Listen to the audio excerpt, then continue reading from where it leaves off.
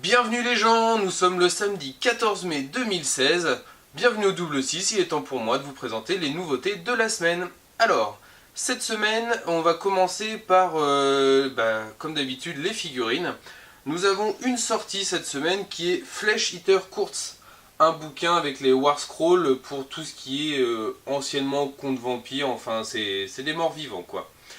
Donc voilà, et puis un reconditionnement de toutes les boîtes qui étaient liées à cette faction. Donc c'est, à part le bouquin, il n'y a rien d'autre de nouveau chez Games cette semaine. Pour les jeux de société, nous avons référencé un éditeur avec lequel nous travaillions avant, mais qu'on ne travaille plus maintenant, enfin bref, qui est Ferti. Et donc on a deux références qui ne sont pas nouvelles, mais qui sont un peu pour nous quand même au magasin. Il s'agit de Epix, un jeu avec un look un peu rétro jeu vidéo, et de Takara Island, qui est illustré par Nayad, que nous aimons énormément. Alors je peux pas trop vous en causer pour l'instant car j'ai malheureusement pas eu l'occasion de les essayer parce qu'on les a reçus vraiment en toute fin de semaine. Mais je vous expliquerai ça peut-être dans une vidéo future, sinon vous connaissez Trick Track et autres sites internet où vous pouvez avoir quelques explications. Sinon, qu'est-ce que nous avons eu? Nous avons eu pour Star Wars Imperial Assault, nous avons deux extensions, un chevaucheur de Banta et un contrebandier. Donc voilà, de quoi rajouter quelques troupes pour vos scénarios.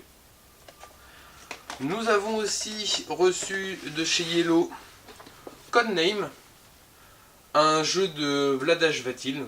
C'est toujours des jeux que j'aime beaucoup et celui-là en fait partie. C'est un jeu lié sur les mots. Et on va avoir des cartes au milieu de la table, des mots, ça correspond à des espions. On va jouer avec deux camps, les rouges et les bleus.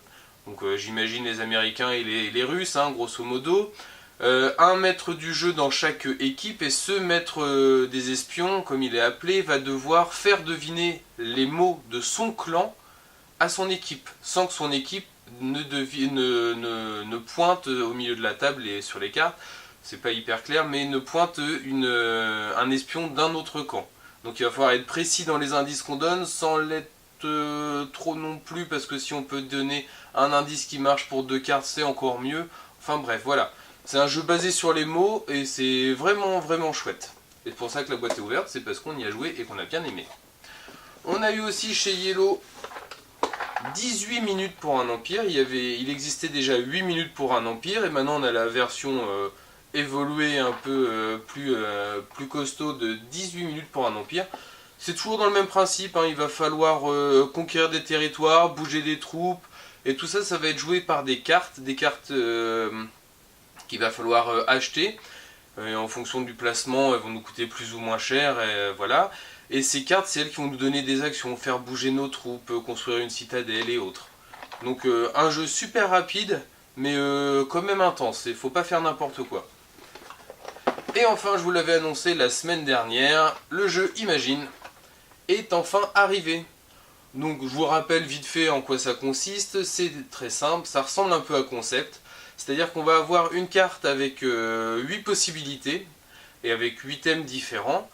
On va avoir des cartes, parce que j'ai super bien préparé la vidéo, je ne sais pas si vous allez voir grand chose comme ça, mais des cartes transparentes avec des formes dessus. Là on a un nuage, une épée, un bouquin, hop comme ça. Bref, et avec ces différentes cartes transparentes, vous allez pouvoir les assembler les unes par-dessus les autres pour faire ressortir quelque chose. Là, une épée qui vole ou une épée à un livre, enfin bref, une épée qui sort du livre, enfin peu importe. Il va falloir faire deviner ce qui a été déterminé sur la carte. Enfin, que vous fassiez deviner ces mots-là avec ces petites cartes. Vous pouvez les animer tant que vous ne faites pas de bruitage. Vous pouvez faire un rébut, vous pouvez faire ce que vous voulez. Par contre, c'est seulement le plus rapide qui gagnera des points. Parce que contrairement à Concept, un peu, là c'est plus un jeu individualiste. Mais on s'amuse tout autant, rassurez-vous. Et enfin, je voulais vous parler d'une chose qui va sortir la semaine prochaine en figurine. Parce que là, pour les sorties nouveautés de cette semaine, c'est tout. Pour la semaine prochaine, nous avons, on peut le voir dans le White Dwarf qui est sorti cette semaine et dont je ne vous ai pas parlé exprès, nous avons un jeu qui s'appelle Warhammer Quest Silver Tower. Un petit jeu de plateau, enfin un jeu de plateau avec des figurines dans l'univers de Warhammer Battle, donc le médiéval fantastique.